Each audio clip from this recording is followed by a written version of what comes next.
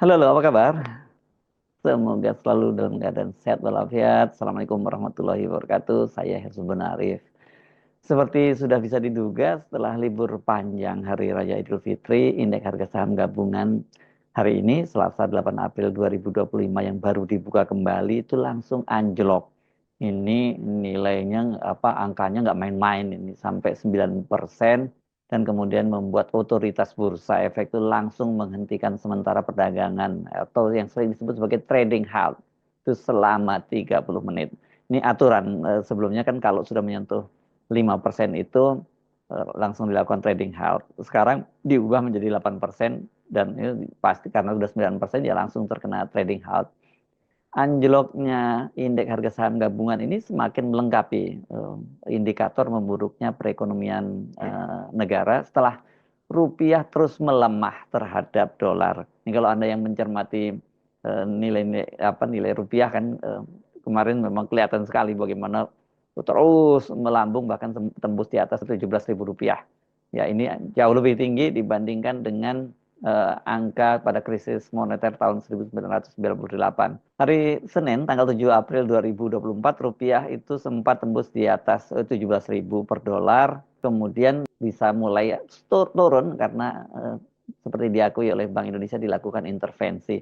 Tapi pertanyaannya seberapa kuat Indonesia itu terus melakukan intervensi, karena kan dengan perang tarif ini juga ini dipastikan juga cadangan dolar itu akan semakin berkurang, karena ya memang nggak ada lagi masuk uang, bukan nggak ada yang masuk, berkurang pemasukan dari dolar gitu, karena banyak komoditi yang kemudian terkena tarif sampai 32%, dan itu jelas juga akan menambah rentannya rupiah kita untuk terus melemah terhadap dolar. Indeks harga saham gabungan atau IHSG itu hari ini langsung dibuka turun ke levelnya 9,19%.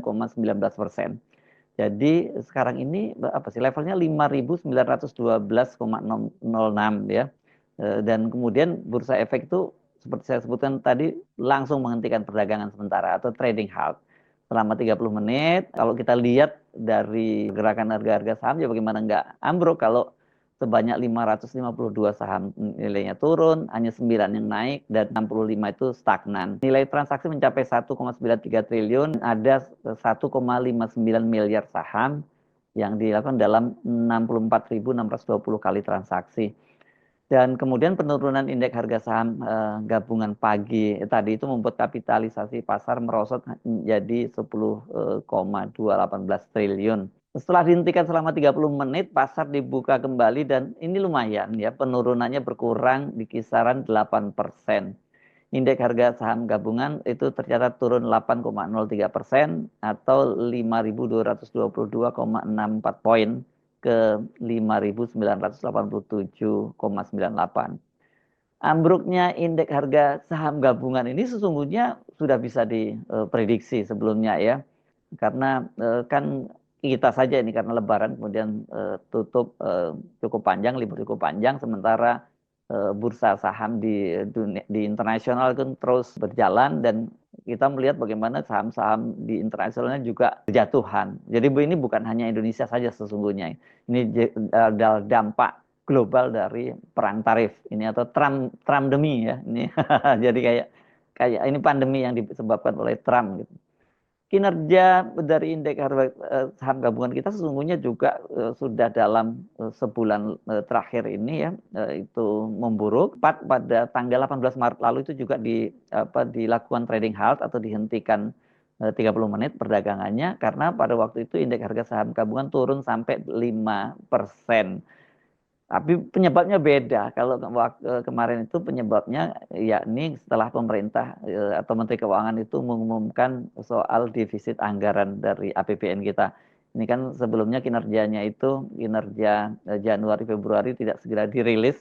Ini pun sudah membuat kemudian indeks harga saham gabungan itu di Bursa Efek Indonesia itu seperti roller coaster gitu, dan banyak sekali kemudian para investor asing itu yang narik investasinya keluar, tapi bukan semata-mata sesungguhnya ini dampak dari karena ketidakpastian di Indonesia, tapi lebih pada sebenarnya ini rebalancing ya.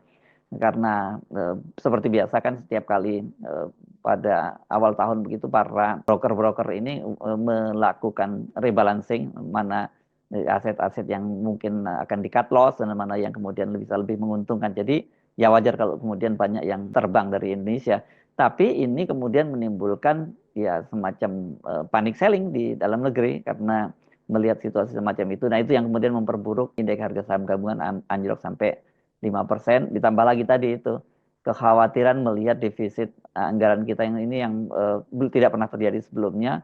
Ini baru belum sampai ke kuartal pertama sudah defisit sampai 31,2 triliun waktu itu. Kalau sekarang ini jelas ini faktor perang tarif yang diberlakukan oleh Presiden Amerika Serikat Donald Trump, dan Indonesia ini kan termasuk salah satu negara yang terkena tarif yang sangat tinggi. Ini 32% ini di peringkat kelima dari 10 besar negara-negara yang dikenakan tambahan tarif oleh Donald Trump. Nah, tidak lama setelah Donald Trump pada tanggal 2 April kemarin mengumumkan dia akan memberlakukan tarif baru pada negara-negara mitra dagangnya, itu pasar global tuh sudah berguguran gitu ya. Di saat pasar dunia hancur lebur kan kemudian indeks harga saham gabungan kita tidak bergerak karena masih libur panjang. Jadi ya meskipun libur panjang tapi dampak kebijakan dari Trump itu sudah menimbulkan kepanikan investor, dan baru kemudian ini atau bahasanya apa ya, diserap oleh indeks harga saham gabungan dan kemudian rupiah juga hingga surat berharga lainnya ya. Tapi ini saya nggak tahu menyebutnya kabar baik atau kabar buruk. Pokoknya kita sebutnya bahwa dampaknya itu sebenarnya bukan yang menderita karena keputusan Trump itu bukan hanya pasar global, tapi Amerika sendiri juga mendapatkan dampak negatifnya. Karena bursa di Wall Street misalnya bergerak beragam tuh pada hari Senin kemarin, atau kalau Senin waktu Amerika itu selisihnya kan kalau untuk New York sekitar 11 sampai 12 jam ya. Jadi ya kalau dia di sana baru buka berarti di sini Selasa dini hari ya. Sementara pada hari Kamis Jumat itu pekan lalu itu rame-rame ambruk ini indeks harga saham gabungan di Amerika itu. Ada Wall Street, kemudian indeks Dow Jones Industrial yang turun sampai 349,26 poin atau 0,91%. Kemudian ini juga indeks dengan 30.000 saham ini sempat turun lebih dari 1.700 poin pada titik terendah, dan ini menjadi rekor perubahan arah dalam sejarah Dow Jones. Kemudian indeks S&P itu yang S&P 500 itu turun 0,23%, dan kemudian di negara-negara lain itu juga terjadi penurunan yang jauh lebih besar. Hong Kong misalnya, ini Hang Seng ya, kalau Hong Kong itu minus sampai 10%, kemudian Cina turun sampai 5%, Nikkei Jepang itu sampai 8%. Negara-negara lain juga mengalami hal yang sama, itu baik tetangga kita seperti Singapura, Malaysia, Thailand, dan negara-negara lain. Jadi ini sebenarnya memang bukan hanya monopoli dari Indonesia. Tapi bukan berarti kemudian kita ngerasa, ya karena rame-rame menderita nggak ada masalah. Tetap saja dampaknya sangat berat buat Indonesia karena seperti saya bahas sebelumnya ini kan sama seperti karena namanya ini juga pandemi yang diciptakan Trump, sama dengan seperti COVID. Jadi kalau fundamental ekonomi kita atau fundamental kesehatan kalau manusia nggak kuat itu, maka dia yang akan terdampak. Jadi pada waktu itu kita ingat ya di era COVID, pada waktu itu yang banyak menjadi korban yang meninggal dunia itu bukan karena COVID-nya, tetapi karena itu tadi, karena adanya komorbid atau penyakit bawaan, daya tahan tubuhnya yang tidak cukup kuat. Di luar indeks harga saham gabungan itu juga rupiah itu mengalami pelemahan. Senin tanggal 7 April kemarin itu angkanya sempat tembus di atas 17.000 rupiah. Jadi ini rekor terburuk ini. Kalau kita mengacu pada data Bloomberg, hari Senin 7 April 2025, rupiah itu menguat 274 poin atau 1,65% menjadi 16.926. Ini setelah Bank Indonesia itu intervensi. Dari sebelumnya itu posisinya sempat sampai menembus 17.000, yakni 17.000,6 ya per US dollar. Sementara kalau berdasarkan data Yahoo Finance, rupiah itu berada dalam posisi yang ini lebih kuat, yakni 16.554 rupiah per US dollar. Kemudian karena adanya intervensi dari Bank Indonesia itu pada pukul 12.36 WIB, pergerakan rupiah terus menguat hingga mencapai 16.834 rupiah per US dollar. Dan kemudian ini dari angka itu rupiah itu menguat hingga 181,5 poin atau setara 1,09%. Dan hari ini ternyata nilai tukar rupiah itu kembali mengalami tekanan terhadap dolar Amerika Serikat. Karena pada awal perdagangan hari ini, hari Selasa tanggal 8 April 2025, rupiah dibuka pada level 16.850 rupiah per US dollar atau turun 1,7,8% dari sehari sebelumnya. Dan ini kalau kita bandingkan dengan penutupan perdagangan pada tanggal 27 Maret 2025, ini beberapa hari sebelum Hari Raya Idul Fitri, yang pada waktu itu sempat menguat 0,12%. Posisinya masih 16.555 rupiah per US dollar.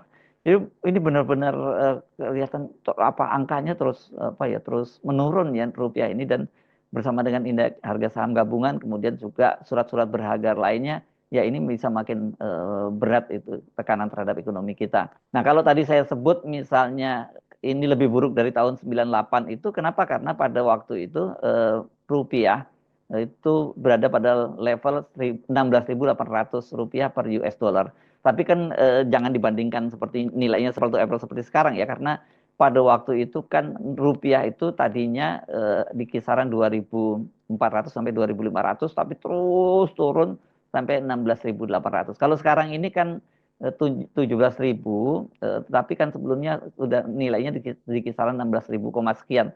Tapi tetap saja angka 17.000 yang tembus itu sebagai angka psikologis, ini harus jadi warning buat kita. Apa sih penyebabnya indeks harga saham gabungan, rupiah, dan surat berharga kita juga tertekan?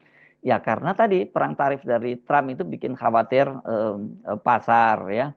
Dan Indonesia ya, itu ditempatkan oleh Trump sebagai salah satu negara yang dikenakan tarif cukup tinggi tadi ya, 32%. Jadi ini yang diincar lah gitu oleh Trump. Secara umum ini Amerika Serikat itu kan kalau ke dunia ini saya membaca sebenarnya 58, tapi ada yang nyebutnya lebih dari 60 negara itu memberlakukan tarif biaya impor dengan tarif dasar 10% pada semua impor ke Amerika Serikat, dan biaya masuk yang lebih tinggi pada puluhan negara lainnya. Jadi nggak peduli dia, termasuk negara-negara sahabat seperti Australia misalnya juga dikenakan tarif dasar 10%, itu mereka juga protes gitu.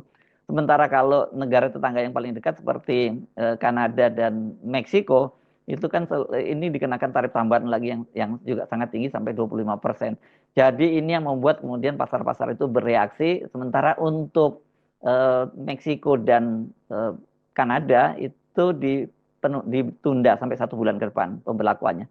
Kalau untuk Indonesia itu mulai berlaku besok ya, tanggal 9 April. Saya kira dipastikan besok itu juga akan kembali bergejolak karena kan ini kita masih menunggu bagaimana tim negosiasi yang dikirim oleh Pak Prabowo. Kan jadi seperti dikatakan oleh Pak Prabowo bahwa Indonesia tidak akan membalas keputusan dari Presiden Trump yang menaikkan tarif biaya masuk barang-barang dari Indonesia, kecuali yang masuk dalam daftar yang dikecualikan itu tidak terkena. Nah ini kalau negara-negara lain kan seperti Meksiko, Kanada, dan Cina itu melakukan aksi balasan. Sementara Presiden Prabowo menyatakan akan melakukan pendekatan jalurnya adalah jalur diplomatik ya, dan negosiasi. Ini kan jadi sangat serius, apalagi sekarang ini hubungan antara Indonesia dan Amerika itu tidak diwakili oleh duta besarnya, karena duta besar Indonesia kan sudah 2 tahun dibiarkan kosong. Dan ini kabar terbaru yang disebut-sebut akan mengisi pos itu nanti adalah mantan Menteri Perdagangan yang juga pernah menjabat sebagai duta besar di Amerika Serikat, Lutfi. Ya, ini kabarnya seperti itu, dan ini kelihatannya pasar bisa bereaksi negatif karena sungguh yang diperlukan sekarang itu bukan hanya sekedar mereka yang bisa mewakili diplomasi Indonesia di Amerika, tapi mereka yang bisa bicara dengan otoritas-otoritas keuangan dan juga tentu saja otoritas politik di Amerika Serikat. Mengapa Indonesia dikenakan tarif yang cukup tinggi? Karena ya Indonesia itu disebutnya dalam posisi merupakan negara penyumbang defisit perdagangan Amerika Serikat yang cukup tinggi dan Indonesia katanya mengenakan tarif untuk Amerika, produk-produk Amerika itu sampai 64%. Jadi masih baik dong kalau Amerika membalasnya hanya separuhnya saja 32%. Jadi ini ketidakpastian global dan ketidakjelasan dampak perang dagang ini diperkirakan akan membuat ya investor dari asing dari Indonesia kabur, dan itulah yang kemudian terlihat dari indeks harga saham gabungan dan juga melemahnya mata uang rupiah. Nah, kalau kita ngomongin soal mata uang rupiah, ini seperti saya sebut tadi, ini masih berpotensi untuk menurun lagi. Kenapa? Karena ya tadi dengan penetapan tarif yang naik tadi, itu kan berarti akan mengurangi surplus perdagangan bulanan Indonesia. Ini berdasarkan perhitungan Bahana Sekuritas saya baca di CNBC, penerapan tarif 32% itu akan mengurangi surplus perdagangan bulanan Indonesia dari semula 3 miliar US dollar itu bisa turun menjadi hanya 700 sampai 900 juta US dollar. Gede banget ini ya. Dan ini akibatnya dapat memperluas defisit transaksi berjalan, diproyeksikan untuk menjadi 0,9 dari produk domestik bruto. Surplus yang menyempit tadi itu juga akan berdampak pada pasokan dolar di Amerika Serikat ya, pastilah stok dolar akan menurun. Ini sih tinggal kuat-kuatan saja ya BI untuk terus untuk melakukan intervensi. Tapi saya kira kalau terus-menerus Bank Indonesia juga bisa jebol, apalagi kalau kemudian seperti krisis tahun 98 itu masuk pemain-pemain besar, petualang besar seperti Soros gitu ya, yang masuk ke Indonesia, dan itu dipastikan Bank Indonesia tidak akan kuat menandinginya. Jadi bagaimana kira-kira gambarannya? Gambarannya sejauh ini ya indeks harga saham gabungan akan terus mengalami seperti turbulensi, begitu juga dengan rupiah kita. Ya, mending kalau cuma turbulensi aja. Tapi kalau naik terus dan nggak turun-turun, itu yang saya kira sangat berbahaya. Saya Arif dari Forum News Network. Sampai jumpa lagi. Wassalamualaikum warahmatullahi wabarakatuh.